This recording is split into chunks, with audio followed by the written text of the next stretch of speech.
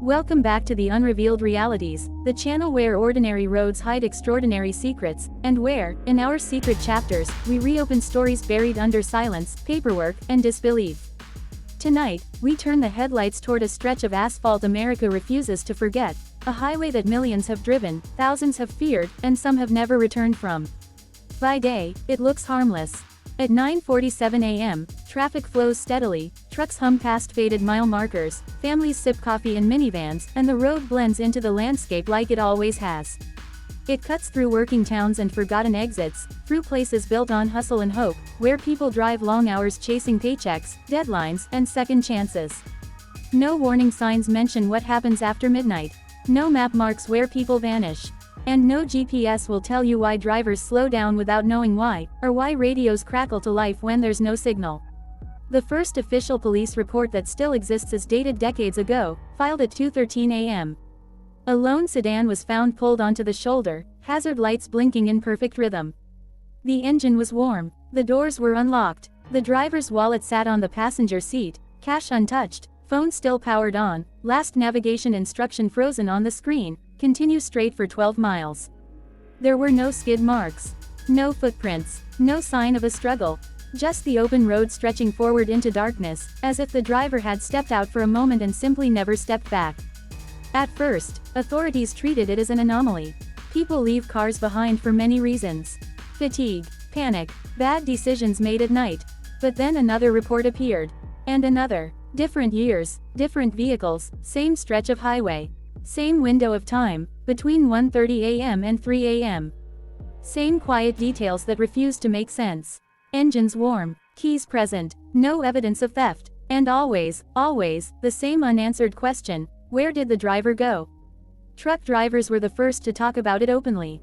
Men and women who lived on the road, who measured their lives in miles and rest stops, who knew every sound their rigs made. They said this highway felt different after dark. Not dangerous, not threatening, just wrong. Radios would fade in and out, picking up fragments of voices that didn't match any known station.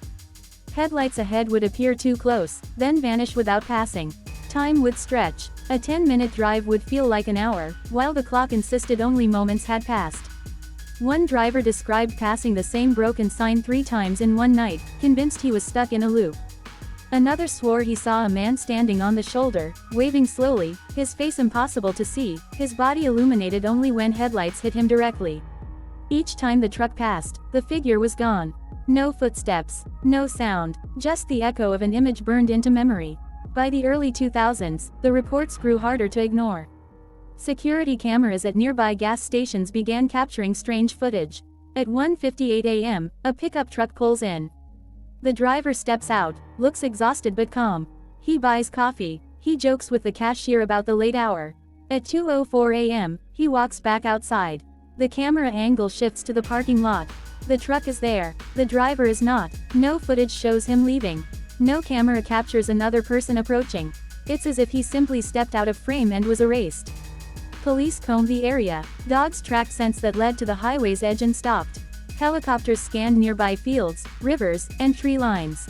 Nothing. Families were left with frozen moments, last texts, last calls, last smiles captured on grainy video, while investigators quietly added another file to an expanding archive no one liked to discuss. The highway gained a nickname locals spoke only in whispers. Some refused to drive it at night at all. Others had no choice. Jobs demanded it. Life demanded it. The road became a test of endurance for people already stretched thin, chasing overtime pay, rushing to sick relatives, driving through exhaustion because stopping meant falling behind. And that's when the stories began to overlap in unsettling ways. Drivers spoke of seeing lights hovering just beyond the tree line, moving parallel to their cars. Of hearing knocking sounds from the back seat when no one was there. Of sudden waves of calm washing over them, so deep it felt like sleep, followed by panic when they realized they couldn't remember the last several miles. One woman, a nurse driving home after a double shift, reported losing 40 minutes of time. Her car was still moving when she became aware again, perfectly centered in the lane, speed steady, fuel unchanged. She pulled over shaking, convinced something had driven her car for her. Law enforcement never used the word paranormal in official statements. They spoke of environmental factors. fatigue, magnetic anomalies, psychological suggestion. But behind closed doors, even seasoned officers admitted the pattern defied logic. One retired state trooper later revealed that officers were unofficially told to avoid solo patrols on that stretch after midnight. Not because of crime, but because too many of them reported the same sensations civilians did: disorientation, radio interference, and the overwhelming feeling of being watched. Then came the footage that changed everything. A traffic camera installed to monitor speed captured a car entering the highway at 1:42 a.m. The vehicle traveled normally for several minutes. Then, without braking, it slowed to a crawl. The headlights dimmed, the car drifted slightly to the right and stopped. The driver's door opened. A shadow appeared on the pavement, longer than it should have been, stretching away from the car instead of toward it. The driver stepped out. The shadow remained even after the driver moved. Then the camera glitched. When the feed returned, the car was still there. The door was open. The driver was gone. The shadow was gone too. Experts debated the footage endlessly. Compression errors, light artifacts, camera malfunctions. But none could explain why the shadow moved independently of the driver's body, or why the timestamp skipped exactly 90 seconds forward during the glitch. As the years passed, the disappearances slowed, but the encounters didn't. Paranormal investigators arrived with equipment, documenting electromagnetic spikes, sudden drops in temperature, and audio recordings of voices whispering indistinct phrases. One recording, captured at 2:22 a.m., sounded like a calm male voice repeating a single word: "Stop." Another sounded like someone softly asking for help, layered beneath static. Skeptics argued that belief shaped experience. That once a place earned a reputation, fear did the rest. But then people who had never heard the stories began reporting the same things. Tourists, first-time drivers, delivery workers new to the route. They described the same mile markers, the same sudden heaviness in the air, the same urge to pull over without knowing why. One man, driving through for the first time on a cross-country move, later said he felt like the road was persuading him. Not forcing him, convincing him, whispering that it was okay to stop, to rest, to step out just for a moment. He said it felt like the end of a long struggle, like finally being allowed to let go. He didn't stop. He accelerated until the feeling broke, and only then did he realize he was crying. Families of the missing still visit the roadside memorials that appear and disappear along the highway, flowers, photographs, handwritten notes that fade under sun and rain. Some swear they've seen their loved ones' cars in traffic, identical down to the license plate, only to lose sight of them seconds later. Others receive phone calls from unknown numbers that leave no voicemail but sound like wind rushing past an open window. Theories multiply: a geological fault creating time distortions, a history of unmarked graves beneath the road, experimental technology tested and abandoned, or something older, something that existed long before asphalt and headlights, something that learned to hide inside routine and exhaustion, feeding on moments when people are most vulnerable. What's undeniable is this: the highway responds to human struggle. It seems to notice who is tired, who is desperate, who is pushing themselves too far.